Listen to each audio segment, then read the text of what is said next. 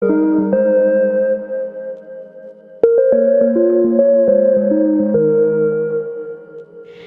bismillahirrahmanirrahim. Assalamualaikum warahmatullahi wabarakatuh.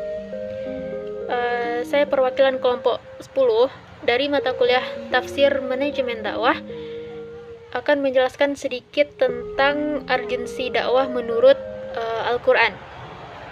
Nah, sebelum masuk ke urgensi dakwah, kita pahami dulu apa itu dakwah. Nah, dakwah sendiri adalah kegiatan ajakan, baik dalam bentuk lisan, tulisan, maupun tingkah laku yang dilakukan secara sadar dan berencana dalam usaha mempengaruhi orang lain, baik secara individu ataupun kelompok, agar timbul dalam diri mereka itu suatu pengertian atau kesadaran terhadap ajaran agama. Nah, jadi dakwah itu intinya adalah mengajak orang lain agar mempelajari atau mengamalkan ajaran agama Islam secara sadar tanpa adanya paksaan. Tujuannya apa? Agar orang yang didakwahi dapat hidup bahagia dunia dan akhirat. Dakwah itu setidaknya harus memiliki 3 unsur baru bisa dikatakan sebagai dakwah. Yang pertama adalah jika kegiatan itu menyuruh orang untuk berbuat baik, itu baru bisa dikatakan sebagai dakwah.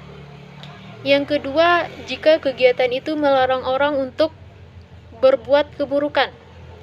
Dan yang ketiga, dakwah bertujuan mencari kebahagiaan orang yang didakwahi. Banyak ayat yang menjelaskan tentang urgensi dakwah di dalam Al-Quran. Beberapa di antaranya yaitu Quran Surat Al-Ma'idah ayat 67. A'udzu billahi minasyaitonir rajim. Bismillahirrahmanirrahim. Ya ayyuhar rasulu balligh ma unzila ilaika mir rabbik wa illam taf'al fama ballaghta risalatah wallahu ya'simuka minan nas innallaha la yahdil qaumal kafirin. Wahai Rasul, sampaikanlah apa yang diturunkan Tuhanmu kepadamu. Jika tidak engkau lakukan apa yang diperintahkan itu, berarti engkau tidak menyampaikan amanatnya. Dan Allah memelihara engkau dari gangguan manusia. Sungguh, Allah tidak memberi petunjuk kepada orang-orang kafir.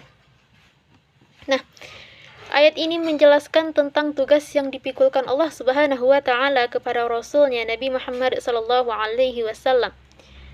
Allah mengingatkan Nabi akan tugas yang dipikulkan ke atas pundaknya. Sampaikanlah apa yang telah diturunkan kepada engkau dari Tuhan engkau. Ini adalah pernyataan atau perintah tegas dari Allah bahwasanya segala wahyu yang telah diturunkan Allah kepada Nabi Muhammad SAW hendaklah beliau sampaikan secara langsung kepada umat. Tidak boleh ada yang disembunyikan, sebab samalah artinya dengan tidak menyampaikan sama sekali. Kemudian juga Allah berfirman dalam Quran Surat Ali Imran ayat 104. Bismillahirrahmanirrahim. Wal takum minkum ummatun yad'una ilal khairi wa ya'muruna bil ma'ruf wa yanhauna 'anil munkar wa ulaika humul muflihun. Dan hendaklah di antara kamu ada segolongan orang yang menyuruh kepada kebajikan, menyuruh berbuat yang ma'ruf dan mencegah dari yang mungkar. Dan mereka itulah orang-orang yang beruntung. Dalam ayat ini terdapat 2 kata penting, yaitu menyuruh berbuat ma'ruf dan mencegah perbuatan mungkar. Menyampaikan ajakan kepada yang ma'ruf dan menjauhi yang mungkar, itulah yang dinamakan dengan dakwah. Dengan adanya umat yang berdakwah, agama menjadi hidup, tidak seolah-olah mati. Kemudian yang terakhir, Allah juga berfirman dalam Quran Surat Ali Imran ayat 110.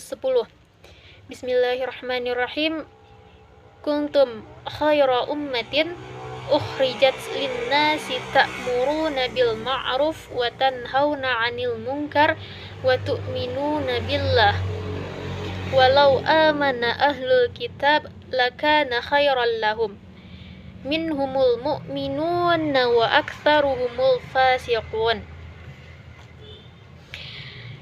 Umat Islam adalah umat terbaik yang dilahirkan untuk manusia, karena umat Islam menyuruh berbuat yang ma'ruf dan mencegah dari yang mungkar, dan beriman kepada Allah. Sekiranya ahli kitab beriman, tentulah itu lebih baik bagi mereka.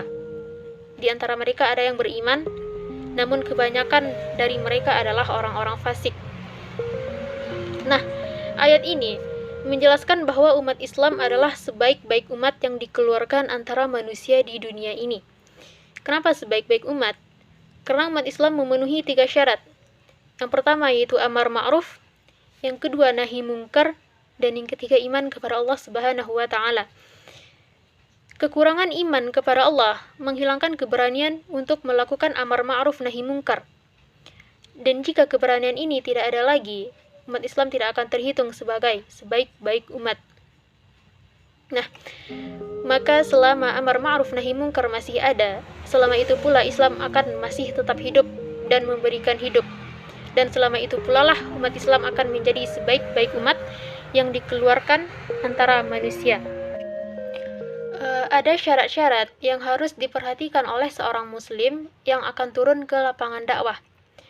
Yang pertama yaitu hendaklah ia mempunyai pengetahuan yang sempurna atau menguasai sepenuhnya kemana manusia itu hendak dibawa dengan dakwanya. Maksudnya adalah seorang pendakwah harus mengetahui Al-Quran dan sejarah hidup Nabi, serta sejarah perjuangan sahabat-sahabat Rasulullah Shallallahu Alaihi Wasallam.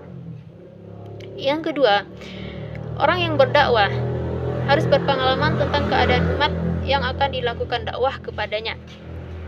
Yang ketiga, seorang pendakwah berpengetahuan tentang pokok dan sumber ilmu sejarah yang umum, agar nantinya dapat mengetahui dari mana sumber kerusakan akhlak dan timbulnya adat istiadat yang mengganggu kecerdasan berpikir. Dan yang keempat adalah seorang pendakwah harus mengetahui ilmu tentang masyarakat, sebab nantinya dia akan mengkaji, membahas dan menyelidiki sebab-sebab kemajuan atau kemunduran suatu bangsa. Dan yang kelima, seorang pendakwah harus mengetahui pokok-pokok perbedaan agama-agama yang ada. Misalnya agama Kristen, Yahudi, Hindu, Konghucu, Buddha, dan lain-lain. Serta mengetahui pula perbedaan antara mazhab-mazhab yang ada. Nah, apa manfaat yang akan didapat dari seorang pendakwah?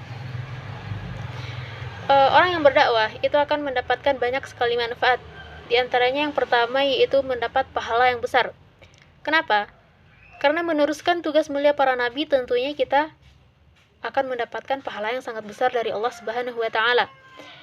Pahala yang didapatkan si pendakwah bukan hanya sampai di dakwah saja. Bahkan ketika orang yang mendengar dakwah, kemudian ia menyampaikan isi dakwah itu kepada orang lain, maka pahalanya pun akan tetap mengalir juga untuk si pendakwah. Begitu seterusnya berulang-ulang hingga akhir dunia, dan itu akan menjadi amal jariah. Yang kedua, orang yang berdakwah itu akan terselamatkan dari azab Allah Subhanahu wa taala.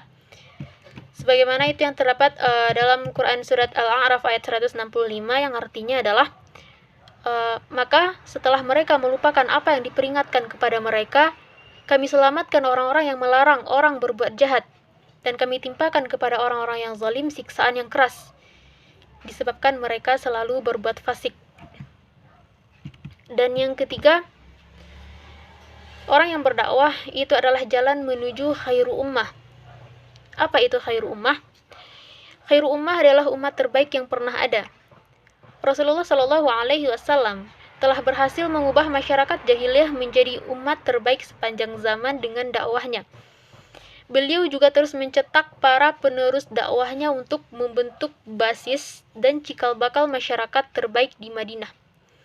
Nah, dengan dakwahlah kita bisa kembali bangkit menuju kejayaan sebagai khairu ummah. Mungkin hanya sekian yang bisa saya sampaikan. Apabila ada kata-kata yang salah, saya mohon maaf. Wabillahi taufiq wal hidayah, waridha wal inayah. Wassalamualaikum warahmatullahi wabarakatuh.